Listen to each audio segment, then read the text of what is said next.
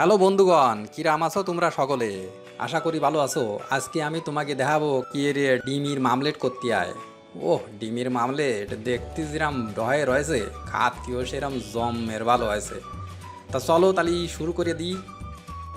ডিমের মামলেট করার জন্য এখানে আমি দুটো ডিম নিছি। আহানে এই ডিম দুটোরে ভাঙতে হবে।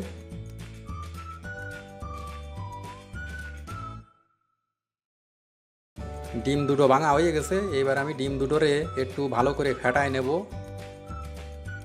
ভালো মতো এরা মেরে ফেটায় নিতে হবে। ডিম ফেটানো হয়ে গেছে, এবার এর মধ্যে এক এক করে মশলা সব দিয়ে দেব। প্রথমে 1 চামচ নুন দিয়ে দিলাম, তারপর দিয়ে দিলাম 1 চামচ হলদি, তারপরে দিলাম 1 চামচ গোলমরিচের গুঁড়ো, এইবার একটা দিলাম 1 চামচ জালের গুঁড়ো। এইবার ডিমটারে আবার একটু ভালো করে ফেটায় নিতে হবে। এমনভাবে ফেটাতে হবে মশলাগুলো যেন ডিমের সাথে ভালো করে মিশে যায়। ফেটানো হয়ে গেলি এইবার আমি একটা পেঁয়াজ কাটিয়ে নেব। পেঁয়াজের ফাঁসার দিকতে আর মাথার দিকতে একটু কাটিয়ে নিচ্ছি। তারপরে খোসাটা ছাড়াই নেব। খোসাটা ছাড়াই নিয়ে হয়ে গেলি এইবার আমি পেস্টটারে একদম এরম ছোটো ছোটো করে চৌকো চৌকো করে কাটিয়ে নিতে হবে। আমি এইরাম এর ছোটো ছোটো করে চৌকো চৌকো করে পেঁয়াজগুলোরে কাটিয়ে নিচ্ছি।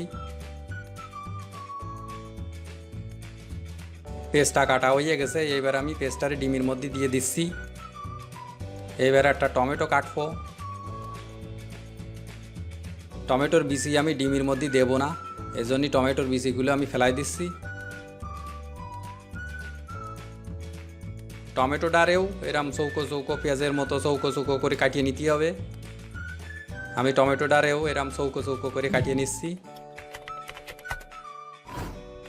চৌকো চৌকো করে কাটা হয়ে গেছে। এই দাও, এ কয়টাও আমি ডিমের মধ্যে দিয়ে দিচ্ছি। এবার একটা জাল দেব, জালটারেও আমি কুচি কুচি করে কাটিয়ে নিচ্ছি। এ জালে বিশাল জাল, সেই জন্য আমি একটা জাল দিচ্ছি।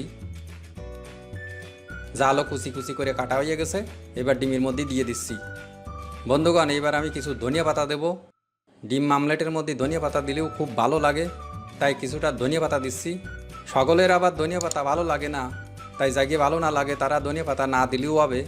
ধনিয়া পাতা কুচিয়ে নিয়ে হয়ে গেছে, এগুলোও আমি ডিমের মধ্যে দিয়ে দিচ্ছি। এবার আবার সবগুলো একটু ভালো করে মিশিয়ে নিতে হবে। মিশিয়ে নিয়ে হয়ে গেলি এরপর আমি একটা আলু কাটিয়ে নেব। প্রথমে আলুর খোসাগুলো ফেলাই দিচ্ছি।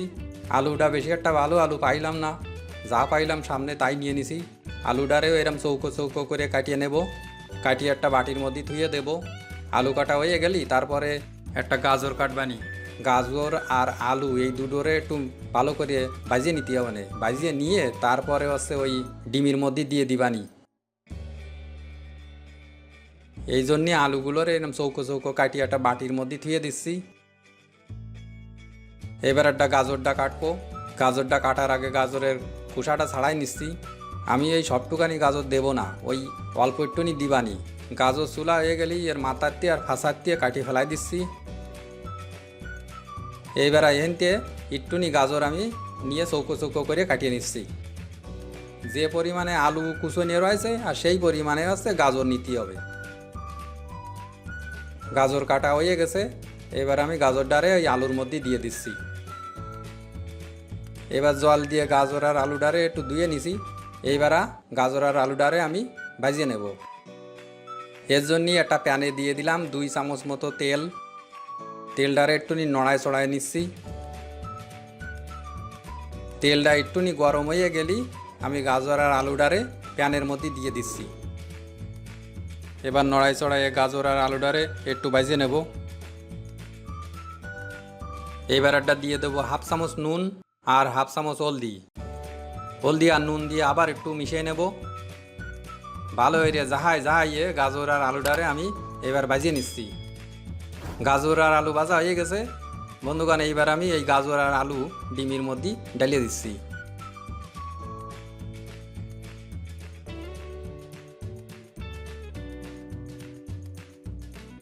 এবার একটা সবগুলোরে আমি ভালো করে মিশিয়ে নিচ্ছি।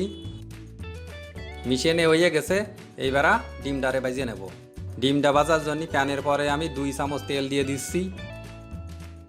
তেলটারে একটু নাড়ায় ছাড়ায় দিচ্ছি। এবার তেলটা একটুনি গরম হওয়ার সাথে সাথে ডিমটারে আমি প্যানের উপরে ঢালি দিচ্ছি।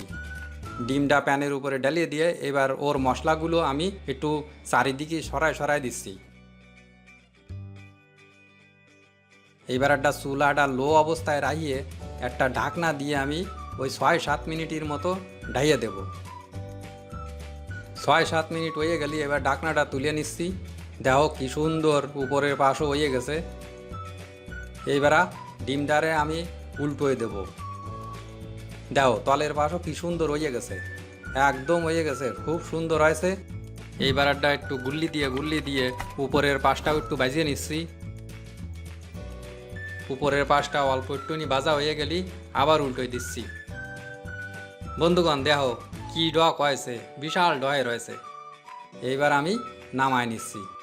তো হয়ে গেল আমার ডিমের মামলেট বানানিয়ে। তো বন্ধুগণ কিরাম হয়েছে তোমরা অবশ্যই কমেন্ট করে জানাবা। যদি ভালো হয়ে থাকে তাহলে অবশ্যই লাইক করবা, শেয়ার করবা। আর যদি অন্যান্য নতুন কোনো রেসিপি তোমরা দেখতে চাও তাহলে কিন্তু অবশ্যই আমার কমেন্ট করিয়ে জানাইয়ে নে। আমি তোমাকে সেরাম ভিডিও সেরাম রেসিপি তোমাকে বানায় দেখাবানি, ঠিক আছে? আর বন্ধুগণ তোমরা সকলে আমার ইউটিউব চ্যানেলটারে একটু সাবস্ক্রাইব করে দিয়ে নে, বুঝছো? আজকে তাহলে রেখে দিচ্ছি এই পর্যন্ত। ভালো থাকেন সবাই।